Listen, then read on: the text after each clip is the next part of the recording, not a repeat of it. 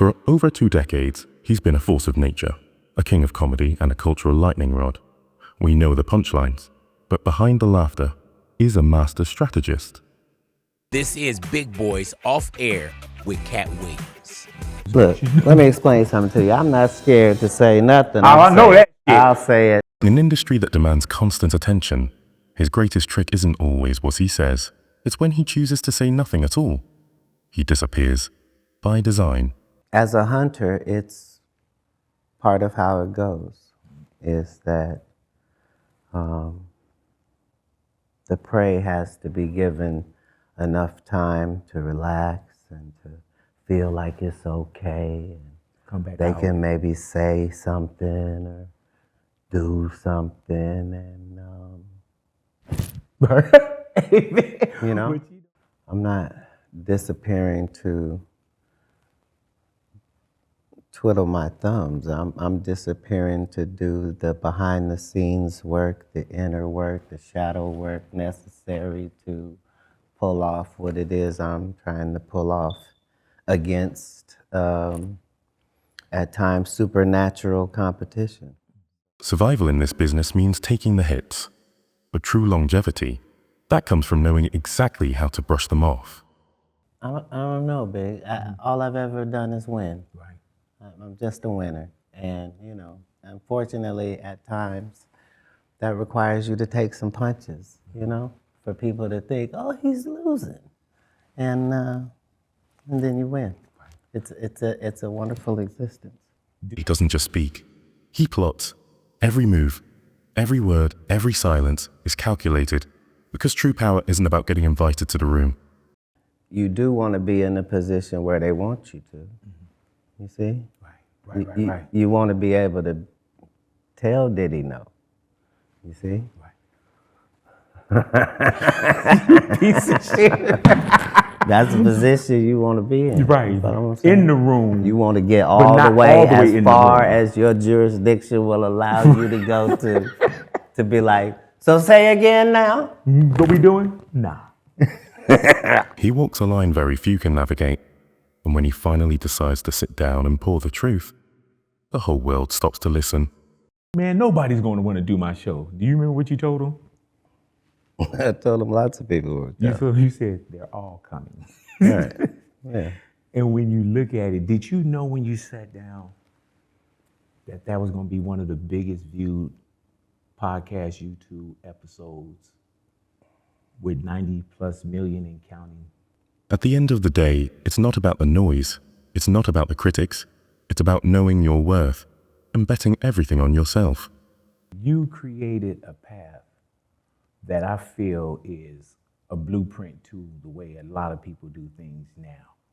Because when we first sat down, probably 2 decades ago, easy, the world was who's booking you, where you going, what production company you're with, who's doing your shows. And now we've seen the business move in a whole different direction. But you were already doing that, where when your shows went off, your name appeared in the credits, not just as the person, as the talent, but you made sure that either you put up your own money, executive produced it.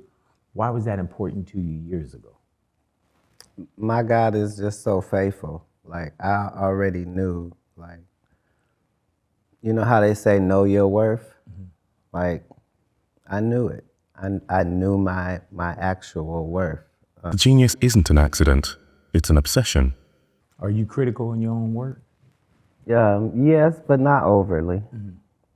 Like, I give myself enough room to make mistakes because I know I'm not perfect.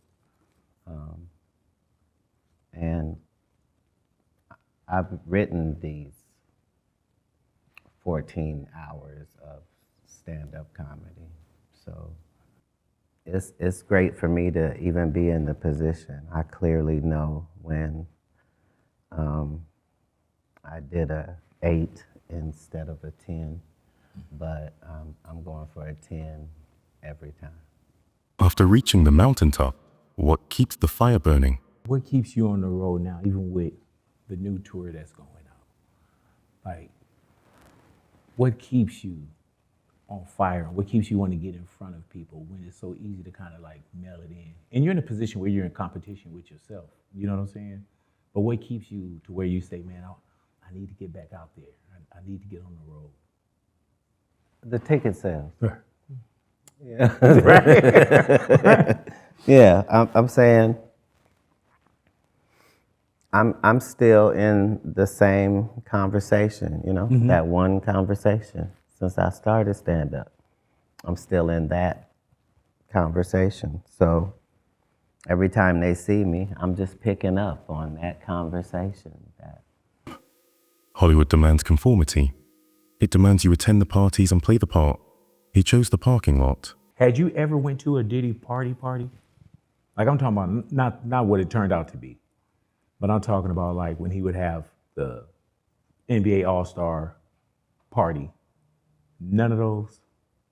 Yeah, a lot of people indeed do ask that. Like, how do you know what goes on at the P. Diddy party if you weren't at the P. Diddy party, you know? Yeah, so one of the jokes that I discuss on the tour is the fact that they would have these parties in the Hollywood Hills, you know, and then they would have a parking lot where they would shuttle people up. So everybody would meet in this parking lot and they would send shuttles down to, you know, Diddy's parties. And so I wasn't ever invited to the parties, but I was invited to the parking lot because I knew the people that ran the shuttle service. You knew them too, as it turned out. But yeah, I would go to the parking lot and I would watch them all go up there. And, you know, they would be thinking I'm coming later. I would just be on the car having a grand old time, smoking and laughing and watching everybody who's going. And yeah, so you can't tell me what goes on because 5 hours later, I'm still in the parking lot when they come down. And, you know, just to see all them big time Hollywood men that I just watched go up there, they all come down off the shuttle and looking sad in the eyes, and all of them wearing Sean John and looking oily, and they all walk crazy like this, and their shoelaces were always untied. I don't know why. Their shoelaces were always untied. And then they would get in their car and they would drive off standing up, big boy, with their head out there. In an era of prayances and media training, he remains the ultimate unfiltered variable. I'm a public official. That just applies to me. And just means I try to stick as close to the center as I possibly can so that I can make the observations of the left and the right efficiently.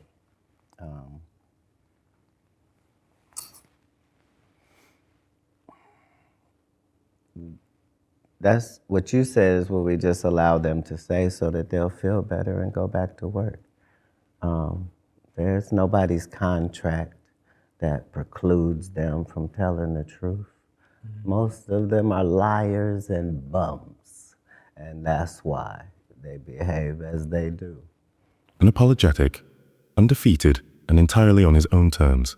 My job is to try before I see you to not feel the way I felt when I said, you know what I mean? Because I don't want to hit Cedric in his stomach, you know? Like, that was just a figure of speech, you know? You sell barbecue now. I wouldn't hit you in your burn ends, you know? What you say? I wouldn't. They got a place.